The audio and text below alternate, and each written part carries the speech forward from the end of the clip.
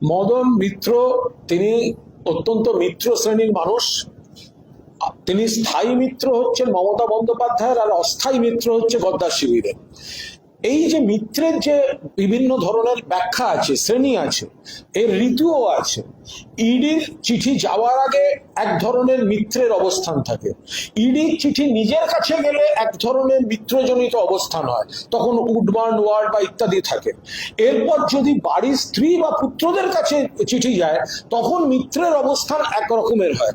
ফলে মদনদা মিত্র শ্রেণীর লোক, কিন্তু মিত্র কোন চিঠির পরিপ্রেক্ষিতে, কোন ঋতুতে, কোন ভাবে, কিছুদিনের জন্য কোথায় থাকবে, সেটা সম্পূর্ণ সেই ঋতুর ব্যাপার।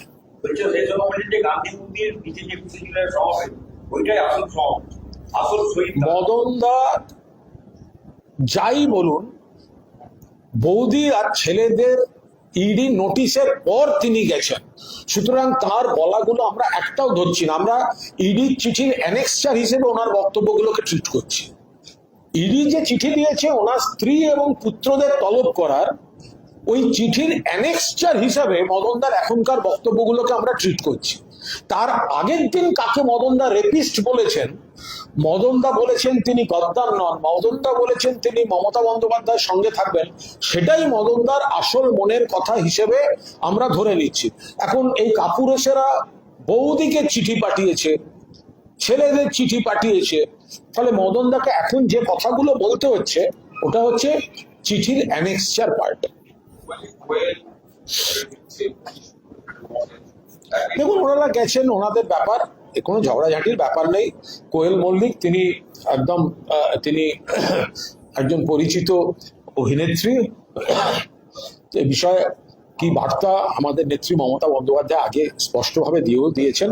যার যার কষ্ট হচ্ছে, যার যার আজ মমতাদি ক্ষমতায় নেই বলে, আজ তৃণমূল ক্ষমতায় নেই বলে অনেকের অনেক রকম ভাবনা থাকে যে মমতাদি থাকবেন আমি স্মুথ থাকবো, সরকার থাকবে আমি এইভাবে থাকবো। এখন মমতাদি যেহেতু ক্ষমতায় নেই, অনেকের কষ্ট হতে পারে। যার যার কষ্ট হচ্ছে 21 তারিখের আগে যেন তারা চলে যান। এই দফায় দফায় যাওয়াটা কেন কষ্ট করে করছেন, সেটা চলে যেতে পারেন। এখন কোয়েল মল্লিক তিনিও কোনো চাপে টাপে ছিলেন, তিনি গেছেন, তিনি ভালো থাকুন, তাকে শুভেচ্ছা জানানো ছাড়া আমাদের কোনো বক্তব্য নেই।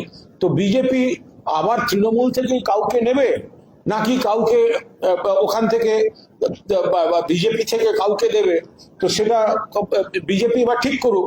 বিজেপির তো লোকজন নেই, এর আগের 3টে সিটে তো তৃণমূল থেকেই লোক নিয়ে দিতে হয়েছে। এখন কোয়েলকে কি আবার দেবেন, নাকি কাকে দেবেন? তো আমি অফিসিয়ালি তৃণমূলের মুখপাত্র হিসাবে আমি তো কারুর নাম বলতে পারি না, কিন্তু আমি ব্যক্তিগতভাবে আমি বলতে পারি, তো বিজেপির তো উচিত এবার লকেটকে দিয়ে দেওয়া। সে কতদিন আর লড়াই করবেন? লকেট চট্টোপাধ্যায় এক সময় আমার হাত ধরে রাজনীতিতে এসেছিলেন, শতাব্দীর পর আমি যদি দ্বিতীয় কাউকে রাজনীতির প্রাঙ্গণে এনে থাকি তার নাম লকেট চট্টোপাধ্যায়। পরবর্তীকালে আমি আমার অনুপস্থিতির সময় তিনি চলে যান, একদম ডেডিকেটেড। উনি ভালো অভিনেত্রী, বাট নেত্রী হিসেবেও কাজ করেছেন। আমি এটা তৃণমূলের মুখপাত্র হিসেবে একটা শব্দ বলছি, কিন্তু আমি কথার পিঠে কথায় উঠলো, তাই আমি বলছি যে কেন বারবার তৃণমূল থেকে যাওয়া লোকদের নিচ্ছেন? তো বিজেপি এবার লকেটকে পাঠাক, লকেট তো আর কত স্যাক্রিফাইস করবে বিজেপির জন্য। সুকান্ত মজুমদার এই প্রসঙ্গেই বলছেন, সুকান্ত মজুমদার কোয়েলের প্রসঙ্গ বলছেন যে তৃণমূলের উচ্চতলায় যারা আছেন তাদের দেশের স্বার্থে নেওয়া যেতে পারে, কিন্তু চলার জন্য তাদের দরজা বন্ধ। মানে তিনি ইঙ্গিত দিচ্ছেন কোয়েলকে আবার টিকিট দেওয়া।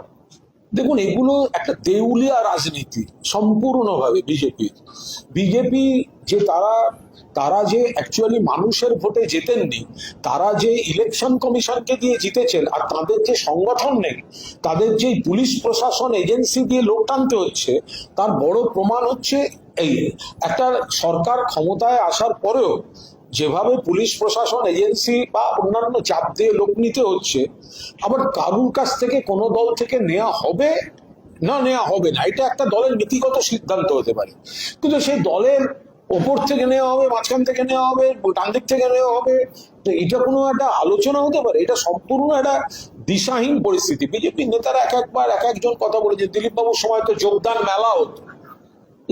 মেলা হতো, আর বিজেপিটা তো মোটামুটি একটা অন্য দলের বা তৃণমূলের অ্যালুমনি অ্যাসোসিয়েশনে পরিণত হয়ে গেছে। তো আর সিপিএম থেকেও আছে, শঙ্করবাবু আছেন, বঙ্কিমবাবু আছেন, আরো কয়েকজন কেউ এদিক ওদিক আছে।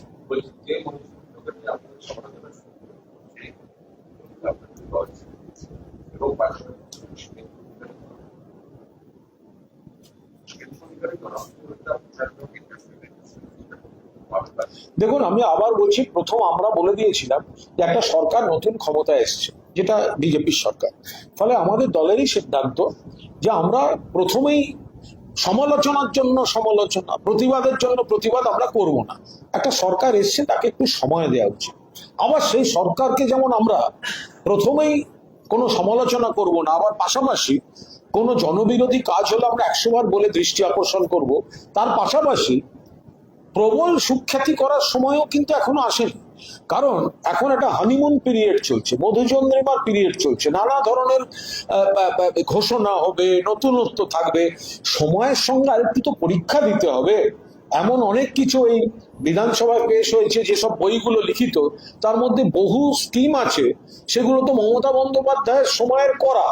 পরিকাঠামো বলুন, গঙ্গাসাগর সেতু বলুন, বা যুবসাথী বলুন, বা এই ধরনের বহু স্কিম, বহু পরিকাঠামো তো মমতা বন্দ্যোপাধ্যায়ের সময় থেকে নেওয়া। ফলে একটা সরকার এসছে, তাদের সময় দেওয়া উচিত। এইটা একটা ভারসাম্যমূলক স্টেটমেন্ট হতে পারে। দুম করে একদম কড়া নিন্দা করছি শুরুতেই, সেটাও কোনো মানে হয় না, মানুষ নেবেন না। আবার একদম আগ বাড়িয়ে আধিক্ষেতা করে প্রশংসা করতে নেমে গেলাম, লোকে বলবে ডাল মে কুচ কালা है।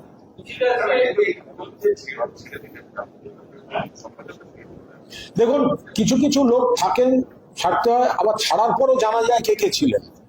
তো অনেক ক্ষেত্রে মানে ছাড়ার পর বোঝা যায় কে কে ছিলেন। তো নিশ্চিতভাবে তারা ছিলেন, তাদের যেটুকু সময় দলকে নিশ্চয়ই সমৃদ্ধ করেছেন, নইলে দল দিয়েছে কেন। এখন তাদের মনে হয়েছে যে মমতা বন্দ্যোপাধ্যায় মুখ্যমন্ত্রী নেই, জহর সরকার যখন ছেড়েছেন, তিনি তো অনেক আগেই ছেড়েছেন, তো মনীশ গুপ্ত তখন ছাড়তে পারতেন। জহর সরকার, তাকে তো একটা ব্যাপারে স্যালুট করুন, তার সঙ্গে আমাদের লজিকের তফাৎ থাকতে পারে, বাট তিনি একটা পয়েন্টে মনে করলেন যে তার দলের সঙ্গে মিলছে না, তিনি ইস্তফা দিয়ে দিলেন। কিন্তু মনীশ গুপ্ত বাবুরা তখনও থেকে গেলেন, বা আরো অনেকে থেকে গেলেন। মমতা বন্দ্যোপাধ্যায় মুখ্যমন্ত্রী থেকে সরে গেলেন, তারপর তাদের বিপ্লব করার কথা মনে হলো। তো এটা বাকিটা মানুষ বিচার করবে।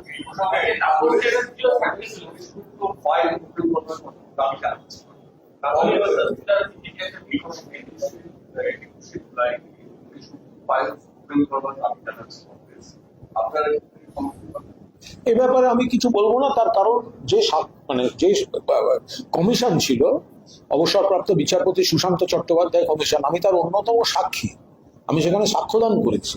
তার কারণ 1993 সালের 21শে জুলাই মমতা বন্দ্যোপাধ্যায়কে খুনের চেষ্টার পর পুলিশ যখন গাড়িতে তাকে তুলে নিয়ে যাচ্ছিল, আমি সেই গাড়ি থেকে, পুলিশের গাড়ি থেকে মমতা বন্দ্যোপাধ্যায় বার করে আমার গাড়িতে নিয়ে মেয়ো রোড SSKM হয়ে শেষ পর্যন্ত আমি উডল্যান্ডসে ভর্তি করে তারপর আমি ফিরে যাই।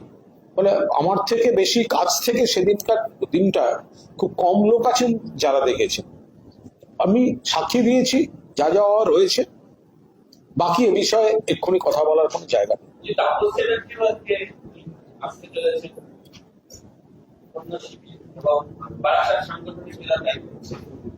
ভুবন ভুবন ভ্রমিয়া শেষে আমি এসেছি তোমারই দেশে।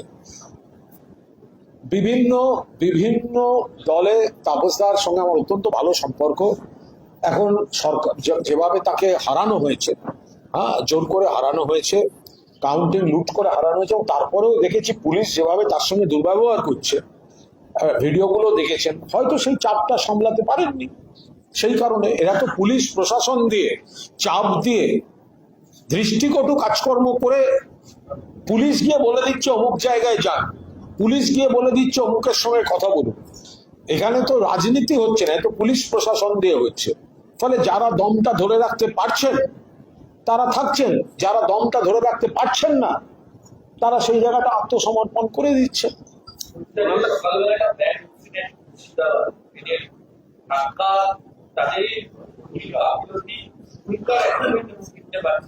খুব দুর্ভাগ্যজনক ঘটনা, ভয়ঙ্কর একটা বাজে ঘটনা।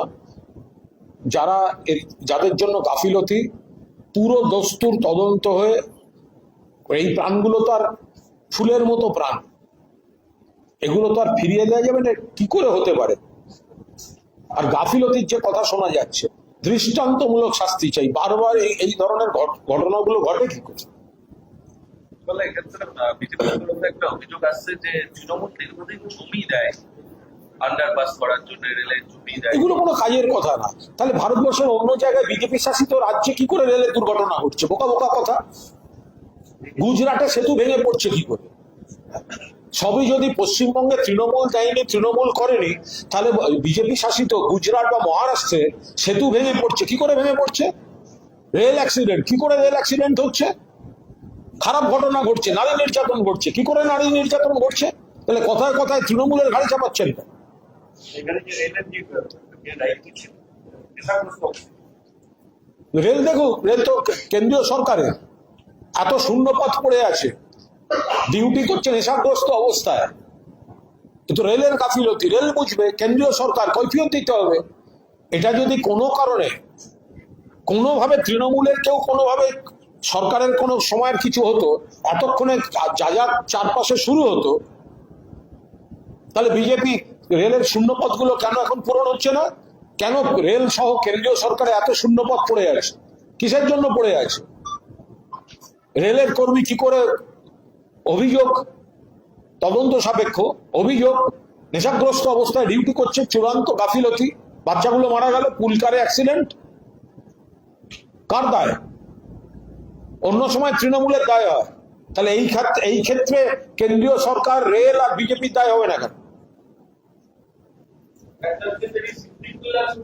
এয়ারপোর্ট থেকে মন্দির সরানোর বিষয়টি তারা একটা আন্দোলন নিয়েছিলেন, যদিও পরে তিনি সেটা প্রত্যাহার করে।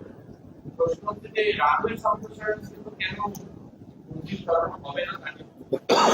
দেখুন, এটা এ নিয়ে সবিস্তার বক্তব্যের কোনো জায়গা নেই। এটা পরিকাঠামোগত উন্নয়নের প্রশ্ন, ফলে নিশ্চিতভাবে সকলের সহযোগিতা সবারই কাম্য। কিন্তু দীর্ঘদিন ধরে যদি কোনো আচার, ধর্ম, বিশ্বাসের জায়গা থাকে, তাহলে সেখানে যারা যান তাদেরকে কনফিডেন্সে নিয়ে ঐকমত্য এবং সহমতের ভিত্তিতে যদি গোটা বিষয়টা মানুষকে বুঝিয়ে সবাই ইতিবাচক মন দিয়ে সহযোগিতা করবে।